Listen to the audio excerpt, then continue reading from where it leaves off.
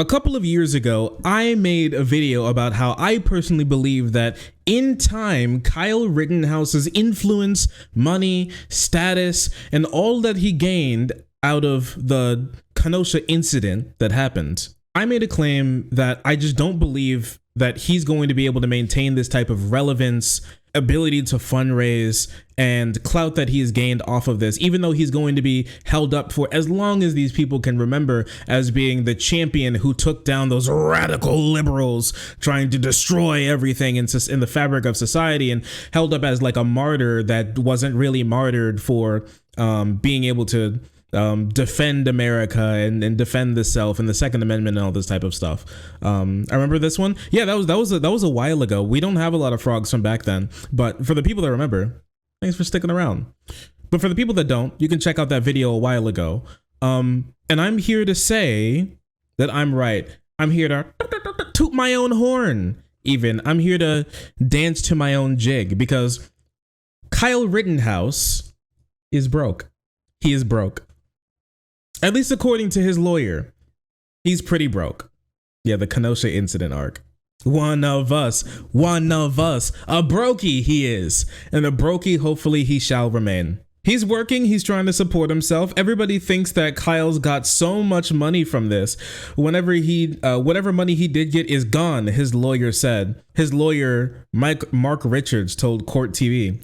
He's living, I don't want to say paycheck to paycheck, but he's living to support himself. Obviously, as his lawyer, as somebody who wants him to do well, I hope he does re-engage in his studies. But right now, he's working full time. He's living a law-abiding life, and he's doing something that he enjoys, right? Something that apparently he enjoys is trying to fundraise. Kyle, over the years, ever since his rocket to stardom as a right-wing superhero, has done many things to try to collect money, many weird things. The Kyle Rittenhouse turkey shoe. That's right, Kyle. When I saw how these fake news turkeys operated, I had to start coding immediately. Gamers will get to play as Kyle Rittenhouse using a highly specialized laser gun to strike down any turkey that spreads lies, propaganda, or liberal bias. Each player will battle the fake news through a series of levels that are filled with dangerous turkeys. Everyone will get to see what Kyle has to go through each and every day. I think your supporters will love it. So when's the game coming out? And how can people buy it? The Kyle... Two questions nobody cares about answering, because the game wasn't really purchased. It was actually a free game that you can play at any point in time. He didn't make much money off of that. He had to shoot down those communist turkeys trying to gobble down the Second Amendment. It's trash.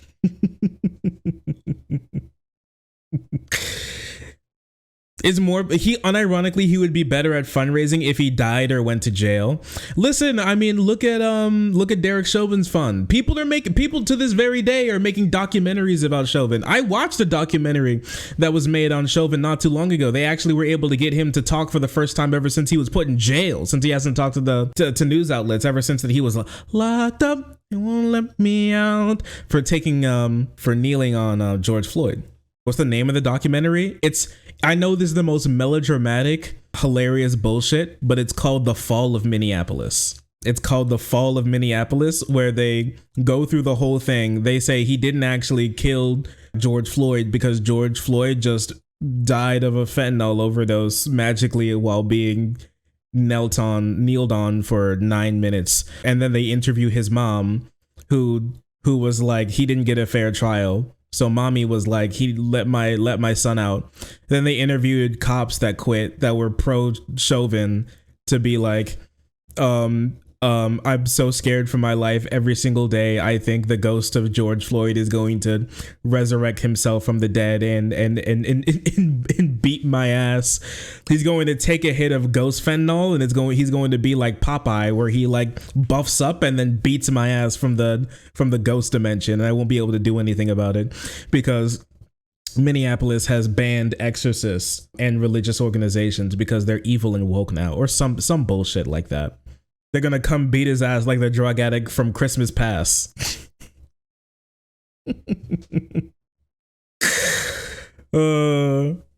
Scared of George Floyd like he's the candy man. It's true. Yes, that's what all the racist people are saying about his death. Yeah, basically. And then they called him from jail.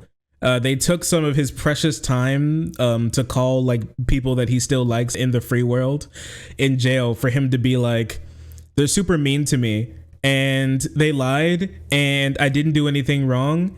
And George Floyd kind of killed himself, but not me. And they need to let me go. And then they were like, is there anything that you want to say to people? And he was like, in this world, people like me will never be able to have a free trial again. I am a martyr. I am the first, but I am not the last. Will have their lives cut short by this evil woke world. Kill more blacks.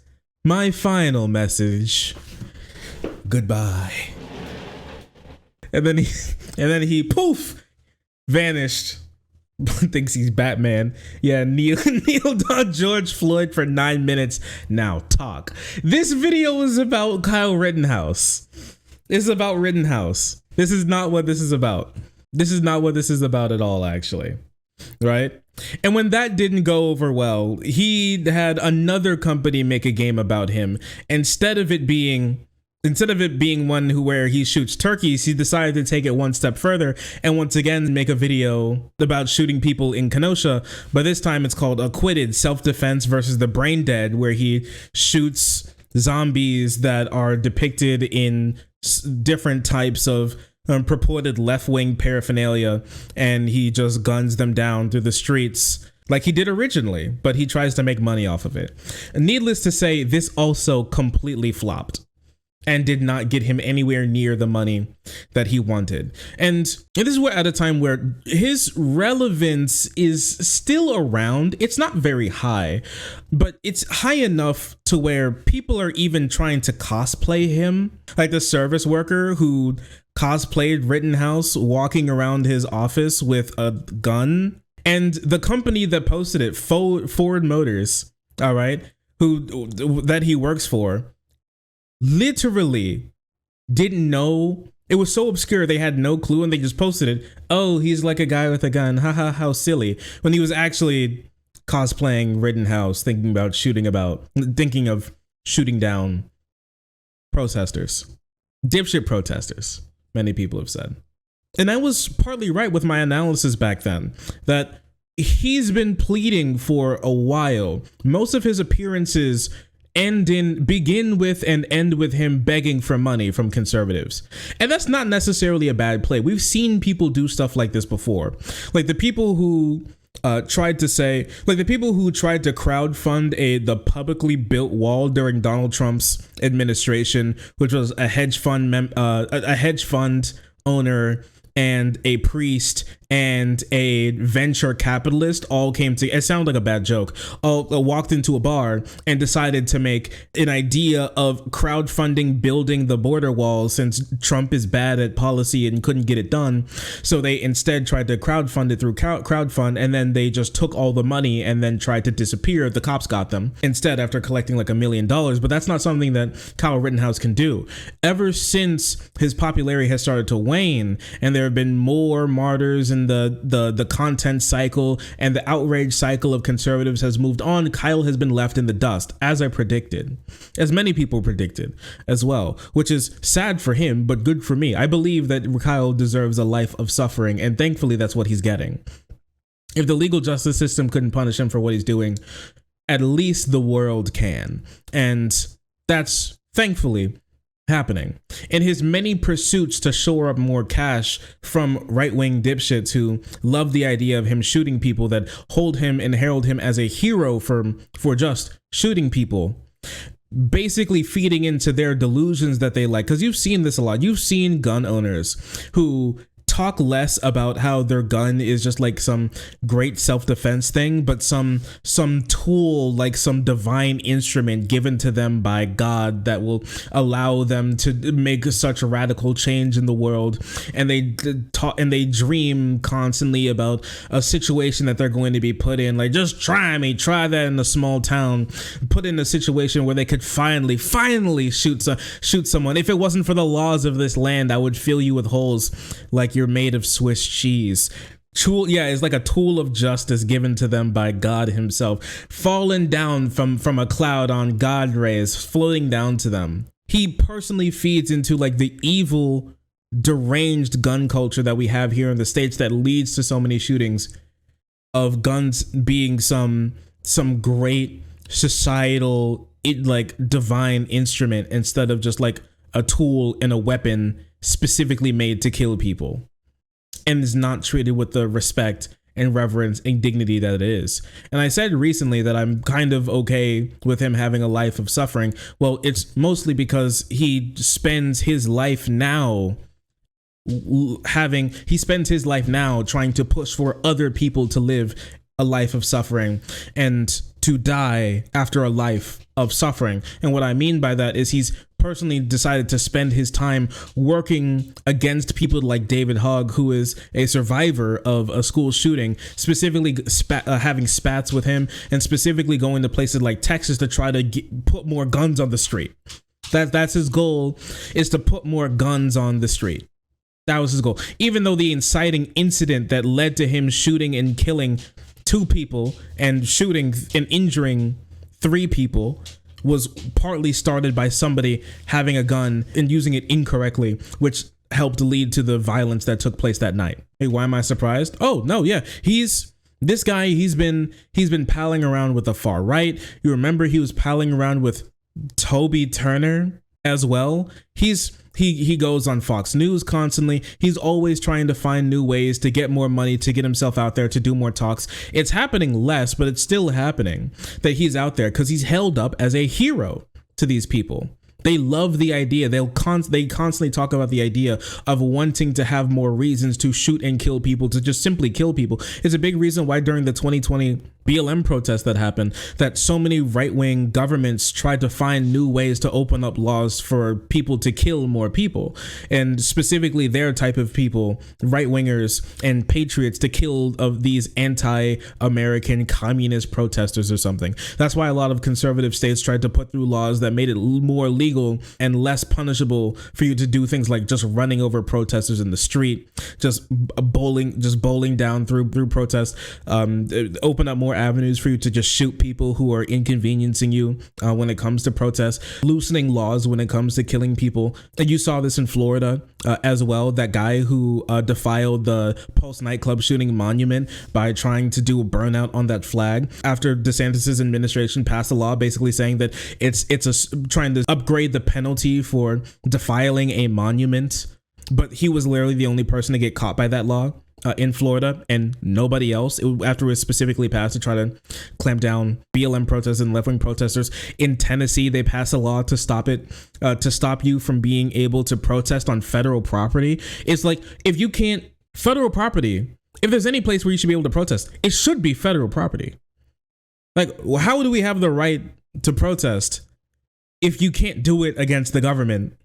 Like, the main reason why like a lot of the constitutional protections for citizens was put in place, but whatever, I guess. Who cares, I guess. Yeah, he's personally collecting money off of the suffering of others. And thankfully, it's not really working. One of the biggest things that he's done recently is that he's been trying to put together money for lawsuits coming against him for the estate, from the estates of people that he has killed and the people who he has injured back in the Kenosha incident. He tweeted not too long ago, back in February, earlier this year, almost exactly a year ago now. I'm being sued again by Gage as well as the Huber family. The legal bills are piling up and I need your help to please donate what you can. And he links to the Fox News article of him collecting money and also the donation link. And I'm going to tell you this now. He tried to collect $500,000, and mind you, this is almost in exactly a year ago. He has still barely got to half of that in over a year. He still has not been able to get the money. $500,000 is something that I've seen conservative organizations be able to put down almost instantly, if I'm going to be honest with you. I've seen movies, I've seen like plane trips, I've seen so much stuff get fun. I mean, think about it. That like Citizens Build the Wall project got over $1 million in just a couple of months. There's so much stuff that gets so much money on the right because the right is so insular. And they say that the left is an echo chamber. The right's a crazy echo chamber where they'll pay into literally anything. It's so easy to fleece these people out of money. But Kyle can't do it anymore. He just can't do it anymore. And his pleads for money constantly pleads for money, and his constant milking of the right-wing cow has started to lead to less and less money in his pocket. The milk is drying up. The milkman isn't coming around anymore. And boy's starting to get desperate. So desperate, in fact, that outside of all of this, he's finally decided to do something else, which is write a book.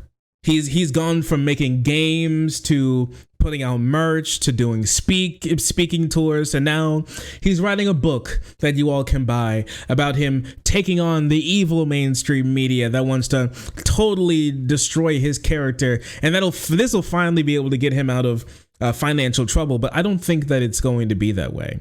I think his relevance is waning dramatically, and people have just stopped caring. They've just stopped caring. Derek Chauvin is their new superstar. Honestly, he's the better martyr now. And honestly, more bad things has happened to Chauvin than has happened to Rittenhouse. Let me tell you, Rittenhouse hasn't been stabbed 22 times. Chauvin has. Inshallah. Chauvin has. The craziest thing is that Chauvin got stabbed 22 times and he still didn't die. I'm not saying that he should have. I'm just saying that maybe he is indeed built different. I don't think I could get stabbed 22 times and live. What do you think, babe? Do you think I could survive 22 stabs? She said, hell no. She said hell no. Did he stab himself? No, he was vaccinated.